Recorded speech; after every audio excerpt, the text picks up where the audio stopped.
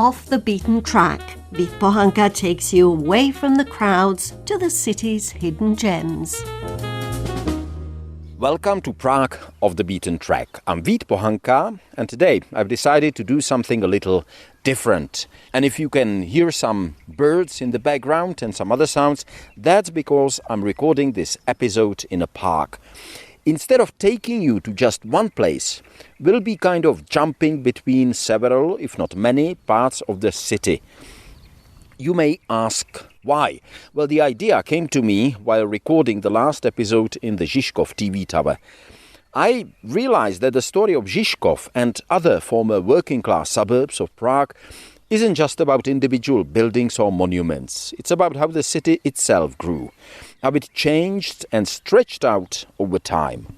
Because Prague, like all cities, doesn't have just a written history with dates and famous names. It has an organic history too.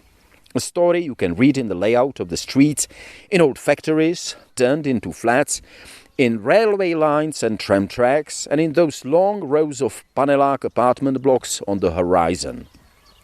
So, before we head out together to places like Libeň, Karlín or Jižní Město, I thought it might be helpful to give you a bit of background, to explain how Prague became what it is today, why it looks the way it does, and where you are most likely to stumble upon those curious half-forgotten corners of the city.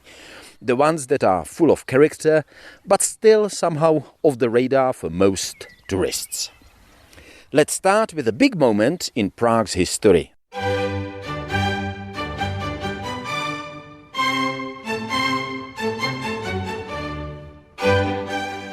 In 1784, Emperor Joseph II decided to merge what had until then been four separate towns: the Old Town, the Lesser Town, Hradčany, and the New Town.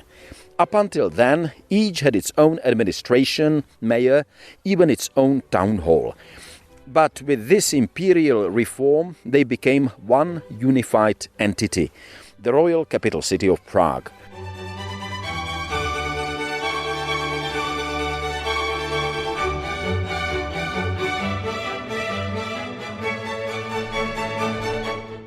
Suddenly, Prague was no longer just a collection of medieval communities. It was a proper metropolis, second in size only to Vienna in the Habsburg monarchy. The idea of unifying the city wasn't, of course, new. Earlier rulers had tried it too, but local leaders, mayors and councillors had always fiercely guarded their independence and privileges. The new town, for example, was founded by Charles IV back in 1348, but even after centuries, it remained a separate legal entity from the Old Town. By the 18th century, though, that patchwork structure was becoming outdated, an obstacle to Prague's growth and modernization.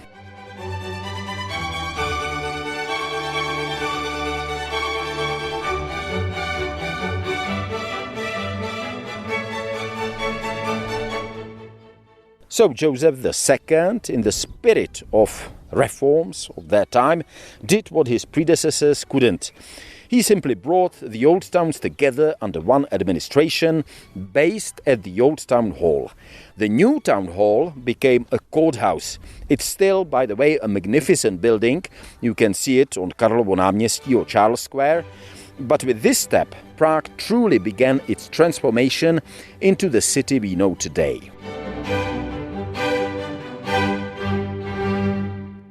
During the Industrial Revolution, and especially in the second half of the 19th century, Prague continued to grow, albeit slowly. Neighborhoods like Josefov, Vyšehrad, Holešovice and even Libeň were gradually incorporated into the city. Still, even after these additions, Prague remained a medium-sized city. At the turn of the 20th century, it had just over 230,000 inhabitants, not exactly a booming metropolis by European standards. But things were about to change.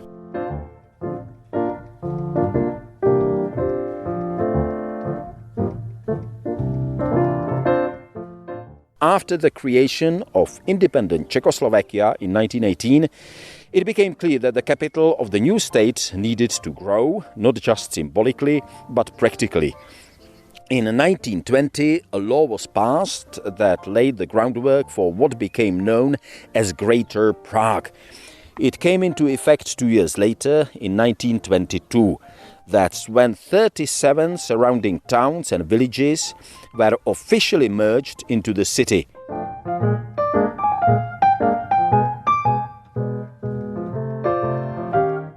Places like Vinohrady, Žižkov, Smíchov and Karlín, which had once been proud independent municipalities, became part of a much larger Prague.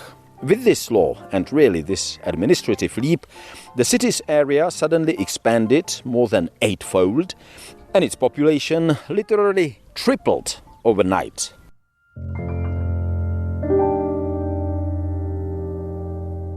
After World War II, Prague didn't just grow in terms of population, it grew territorially too, especially during the communist era, when central planning and control extended into every corner of life, including city development.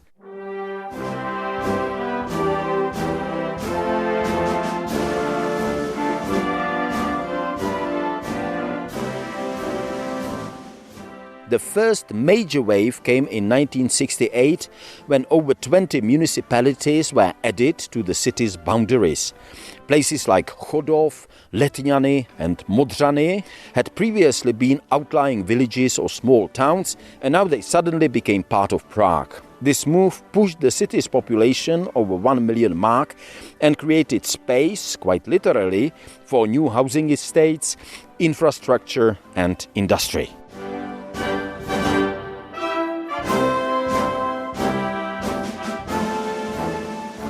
Then, just a few years later, in 1974, came an even bigger expansion. Another 30 municipalities were brought into the fold. The city's territory grew by nearly 200 square kilometers, making Prague one of the largest cities in Europe by area. This included places like Zbraslav, Stodulky and Horní Počernice. Since then, the borders of the Czech capital haven't changed much. No district has ever broken away, and most of today's cadastral divisions, those small names you see on street signs and tram stops, still reflect the original boundaries of the towns and villages that were absorbed back then. In many of these places, you'll still find a village square, an old church, or even a little local pub that reminds you this used to be its own place.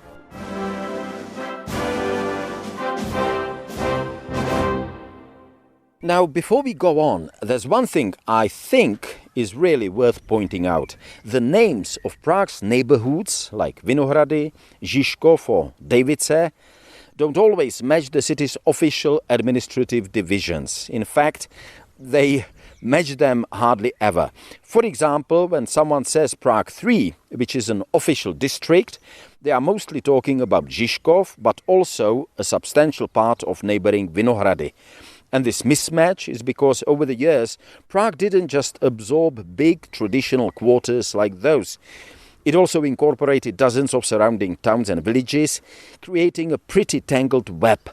Today, I don't want to go into too much bureaucratic detail, but the city is officially divided into 112 cadastral areas, 57 city districts, and 22 administrative zones. But many of the names that people actually use, like, Těšnov, aren't official for the bureaucracy at all. They are just names that stuck.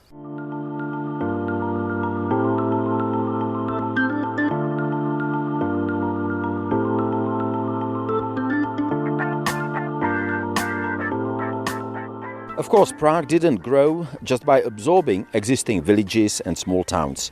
Especially under communism, it also grew through massive construction. Like in many other cities across Europe, after the Second World War, the population was booming, and there simply wasn't enough housing. So the communist regime launched a huge campaign to build vast housing estates on the edges of the city. These were made mostly from prefabricated concrete panels, And depending on your point of view, they are either brutally functional or just plain brutal.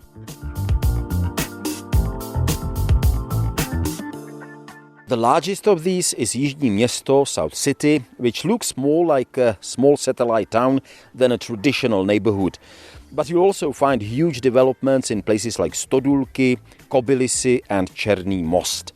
They were designed to be self-contained with their own schools, clinics and metro stations, and today they're home to hundreds of thousands of people.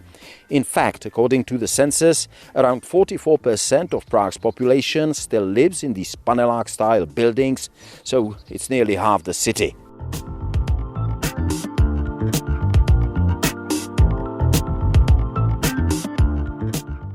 Whether you love them or hate them, paneláky are an integral part of life in this city. And as I just mentioned, nearly half of it lives in them, and they form a unique cityscape of their own. They are full of stories, unexpected corners, and yes, sometimes surprisingly interesting places, and we'll definitely be visiting them in future episodes of Prague Off the Beaten Track, along with the formerly industrial or working-class suburbs like Libeň, Karlín and Žižkov, places that are already gentrified or in the process of being gentrified, for better or worse. That process, I think, by the way, isn't always positive, but it does bring, I admit, new energy, creativity and life into these neighborhoods. And I felt that before we dive deeper into the heart of these often overlooked and sometimes even brutal parts of Prague, they deserved a bit of a general introduction. That's it for today. If you like this podcast, please follow it on your favorite platform, give it a like, or even share it with someone who might enjoy discovering Prague in a different way. Believe me, it helps a lot. And if you have any thoughts, suggestions, or questions, feel free to write. We'd love to hear from you. I'm really grateful that you found the time to listen. As always, you'll find a fact box, some photos and a bit more background on the Prague Off the Beaten Track page at the Radio Prague International website. I'm Vít Pohanka and I thank you for listening.